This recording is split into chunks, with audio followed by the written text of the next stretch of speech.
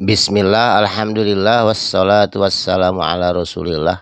Patepang deui dinten ieu dinten Rebo 22 Oktober 2025 masih dina suratun Nahli ayat ke-110.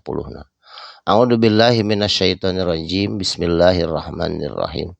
Summa tuluy atawa kemudian inna rabbaka sanyana ari pangeran anjeun Muhammad saur Allah lilladzina hajaru kajama-jama hajaru anu hijrah mimbadi tina saatosta mafutinu naon perkara anu geus dijieunkeun fitnah ka itu jama-jama, geus dianiaya, geus dibunuh, geus disiksa, geus dikitu dikieu tungtungna jalma-jalma teh nyieun hijrah ka mana ka kota Madinah. Aya nu tiasa hijrah, aya Sumayyah bin Yasir mah teu tiasa hijrah kaburu terbunuh.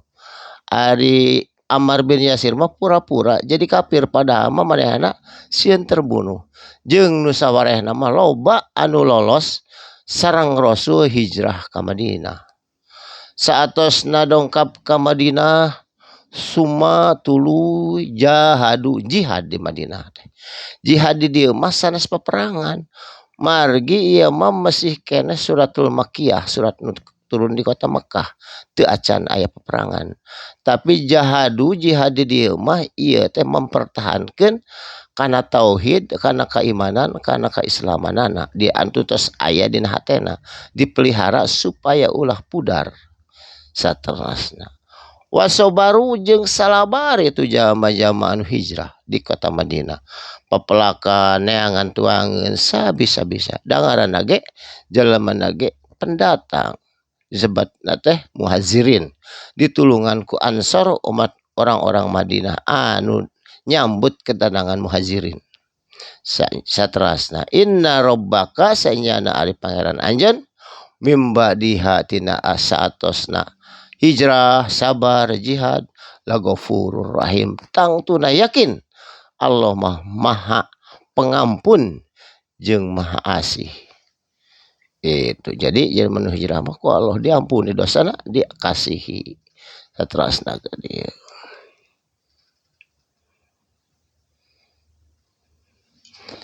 Saterusna yauma dina poean, jadi kudu inget kabeh jalma-jalma. Yauma dina poean ta'ti didatangkeun ku Allah kullu nafsin ka tiap-tiap diri, ka tiap-tiap jiwa. Naon didatangkeun teh tujadilu kana pembelaan kebenaran, kana berdebat. Asa aing pang benerna, asa aing pang benerna, ceuk sasaha asa aing pang benerna. An nafsiha kana dirina ha eta sewang-sewangan. Wa tawaffa tuluy disampurnakeun kebenaranana ke yaumil akhirat ku Allah. Yaumil akhirat mah disampurnakeun nu bener-bener, nu salah-salah terpisah. Kullu nasim tiap-tiap diri ma amilat tina naon perkara anu dipigawena. Wahum jeung itu jama-jama la yudlamuna muadi doliman. Nu dolim mah dolim, nu bener mah bener, nu salah mah tetep salah, anu leres mah di jalan Allah tetep leres. La yudlamun muadi doliman. Saterusna wa daraballahu jeung Allah nyandak wa daraballahu jeung nyandak Allah naon masalan. Masalan teh misal perumpamaan. Koreatan hiji negeri, hiji kampung anu aya di jazirah Arab. Kanat anu bukti eta kampung teh aminatan aman, tentram, damai, mutmainatan, tentram, tenang, subur, makmur, roh jinawi. Ya'tiha dia datangkeun ku Allah ka itu negeri. Rizquha tina pirang-pirang rezeki. Rogodan anu berlimpah. Mingkul lima kanin di tiap-tiap tempat. Ta eta teh di mana? Eta teh dina hikayatna sarana di daerah Yaman, pinggiran pantai selatan Bab Mandeb. Mun ayeuna mah di kota Yaman baheula. Yaman baheula sanes Yaman ayeuna. Subur makmur loh jinawi. Fakafarot mangka si itu jama-jama nu aya di kota Yaman ingkar kufur, ma fakafarot mangka ingkarlah bi umillah kana nikmat ti Gusti Allah.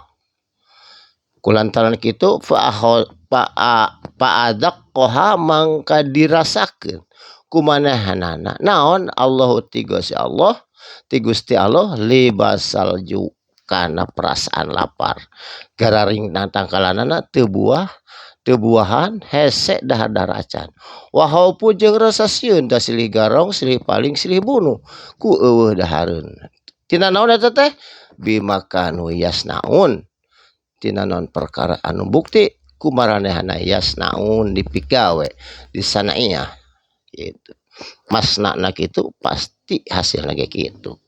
Walaqad ja'ahum jeung sanyana geus datang hum ka itu jama-jama rasulun hiji utusan saurang rasul minhum ti dirina sorangan anu dikenal pisan fakadzabahu tuluy dibohongkeun hu eta rasul fahodahumul azab maka ditimpahkeun ka itu jama-jama adabun siksa ti Allah wahum dolimun bari marehanana kaayaan dolim. Jadi siksa ti Allah mah moal tiba-tiba datang kecuali eta si negeri eta si jalma eta si kaum dolim kana dirina sorangan maka tuluy dia datangkeun ku Allah azab. Barakallahu li wa lakum mugi aya manfaatna sakalimah dua kalimah insyaallah enjing patepang di dina waktos anu sami. Shadaqallahul adzim wassalamu alaikum warahmatullahi wabarakatuh.